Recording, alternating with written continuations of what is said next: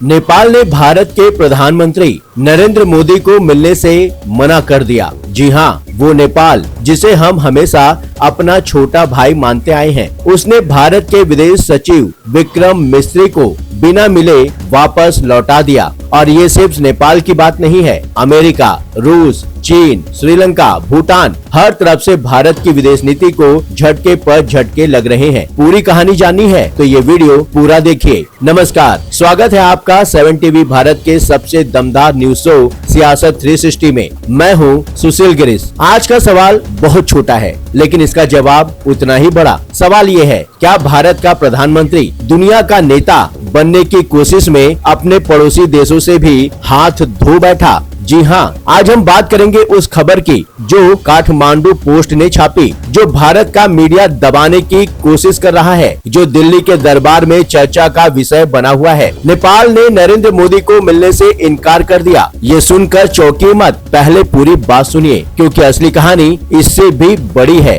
अगर आप हमें YouTube पर देख रहे हैं तो अभी चैनल सब्सक्राइब कर लीजिए, और अगर Facebook पर देख रहे हैं तो 7 टीवी भारत को फॉलो जरूर करें, ताकि ऐसी जरूरी खबरें सबसे पहले आप तक पहुंचे। नीचे डिस्क्रिप्शन में हमारा व्हाट्सएप चैनल का लिंक भी दिया गया है, उसे ज्वाइन करिए और सीधे न्यूज पाइए बिना किसी देरी के। बात शुरू करते हैं नेपाल से। भारत के विदेश सचिव विक्रम मिस्री, जो भारत सरकार के सबसे बड़े कूटनीतिक अधिकारियों में से एक हैं, वो नेपाल जाने वाले थे। मकसद क्या था? एक आधिकारिक लिखित संदेश को लेकर जाना। नेपाल के नए प्रधानमंत्री केपी शर्मा ओली यानी बालेंद्र शाह के पास संदेश क्या था कि हमारे प्रधानमंत्री नरेंद्र मोदी आपसे मिलने आना चाहते हैं। और जवाब क्या आया? ना, बस इतना, कोई बहाना नहीं, कोई बाद में देखेंगे नहीं, सीधा इनकार। काठमांडू पोस्ट ने इस पूरी खबर को विस्तार से छापा है। विक्रम मिस्री को अपना काठमांडू दौरा टालना पड़ा और भारत के प्रधानमंत्री का न्योता बिना स्वीकार किए उन्हें वापस भेज दिया गया। अब सोचिए, नेपाल, वो नेपाल जिसे हम कहते आए हैं कि रोटी बेटी का रिश्ता है, वो नेपाल जहां का हर नागरिक बिना वीजा भारत आ जा सकता है, वो नेपाल जिसकी अर्थव्यवस्था का एक बड़ा हिस्सा भारत पर निर्भर है, उसी नेपाल ने भारत के प्रधानमंत्री को भाव देने से इनकार कर दिया। और ये पहली बार नहीं, कुछ समय पहले मानसरोवर यात्रा का मामला याद है आपको? नेपाल ने कह दिया था लिपू लेक के रास्ते मानसरोवर यात्रा होगी या नहीं ये हम तय करेंगे, भारत नहीं, और शर्तें भी हम तय करेंगे। ये बदलाव क्यों आया? क्योंकि नेपाल में नई सरकार आई, बालेंद्र शाह जनता के दम पर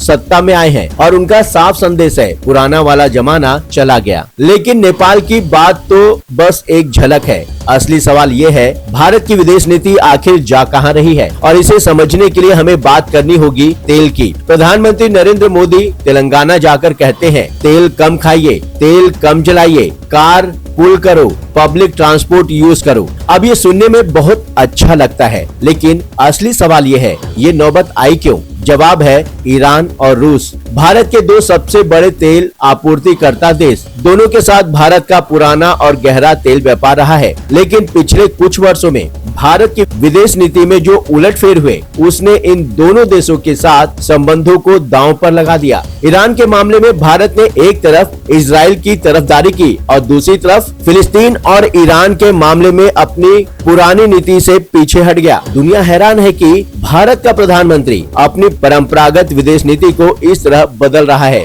रूस के साथ भी यही हाल। व्लादिमीर पुतिन की विदेश नीति के ढांचे में भारत खुद को फिट नहीं कर पा रहा। नतीजा, सस्ता तेल मिलना मुश्किल हो गया और महंगाई बढ़ गई। अब तो मोदी जी कह रहे हैं तेल कम खाओ, तेल कम चलाओ। अभी तो हवा मुफ्त है, वरना वो भी बंद हो जाती। चलिए अब बात करते हैं अमेरिका की। डोनाल्ड ट्रंप ने जब 50% टैरिफ लगाया था भारत पर, तो पूरे देश में हड़कंप मच गया था। फिर किसी तरह वो घटकर 19% पर आ गया और इस पूरी मध्यस्थता में काम आए सर्जियो गोर, अमेरिका के राजदूत, जो दिल्ली में बैठते हैं और डोनाल्ड ट्रंप के बेहद करीबी माने जाते हैं। इस डील को भारत सरकार के समर्थकों ने महान कदम बताया। लेकिन जरा सोचिए, जब आपको अपने व्यापारिक रिश्ते बनाने के लिए किसी अमेरिकी राजदूत की मध्यस्थता लेनी पड़े, तो क्या ये गर्व की बात है या शर्म की? और दूसरी तरफ देखिए, फ्री ट्रेड एग्रीमेंट न्यूजीलैंड के साथ, यूनाइटेड किंगडम के साथ, ऑस्ट्रेलिया के साथ, यूएई के साथ, ओमान के साथ, यूरोपियन यूनियन के साथ एक के बाद एक समझौते।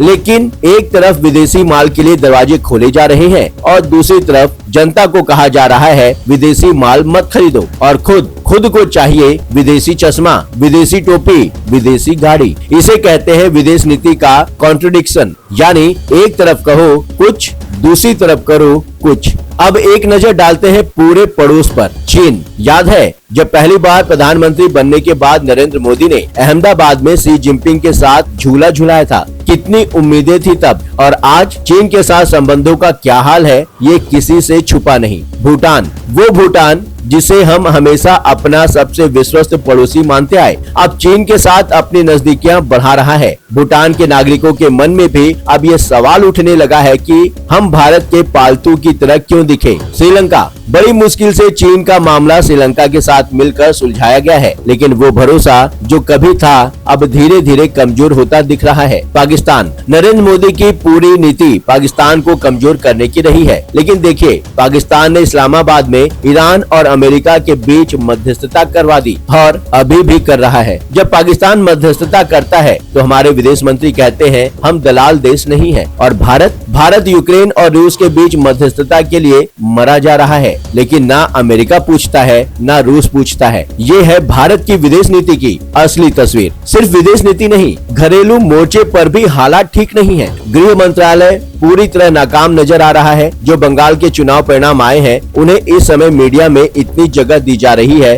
ताकि आम जनता का ध्यान असली मुद्दों से हट जाए। और मोदी जी दिन भर में 72 ट्वीट करते हैं, लेकिन एक भी ट्वीट ऐसा नहीं जो दिल्ली में बैठकर देश की असली समस्याओं पर हो। तेल की बात करनी थी तो तेलंगाना जाना पड़ा, क्या दिल्ली में बैठकर एक ट्वीट नहीं हो सकता था? सवाल ये नहीं है कि मोदी जी के पास ताकत नहीं, सवाल ये नहीं है कि उनके पास बहुमत नहीं, सवाल ये भी नहीं है कि उनके पास संसद में संख्या बल नहीं। सवाल ये है कि क्या उनके पास वो सोच है जो भारत जैसे विशाल विविधतापूर्ण देश के प्रधानमंत्री के पास होनी चाहिए। जो प्रधानमंत्री नेपाल के नेता के साथ रिश्ते नहीं संभाल सकता, वो दुनिया का नेता कैसे बनेगा? अब जरा रुककर सोचिए। एक तरफ हम देखते हैं नेपाल ने मोदी का न्योता ठुकरा दिया, विक्रम मिश्री को काठमांडू दौरा टालना पड़ा, चीन के साथ संबंध पटरी पर नहीं है, भूटान चीन के करीब जा रहा है, ईरान और रूस के साथ तेल नीति का बंटाधार, अमेरिका से ट्रेड डील के लिए मध्यस्थता की जरूरत पड़ी, यूक्रेन रूस में मध्यस्थता की कोशिश, कोई पूछता नहीं, पाकिस्तान ईरान अमेरिका में मध्यस्थ बन रहा है। और दूसरी तरफ हम देखते हैं जनता को कहा जा रहा है तेल कम खाओ, जनता को कहा जा रहा है विदेशी माल मत खरीदो,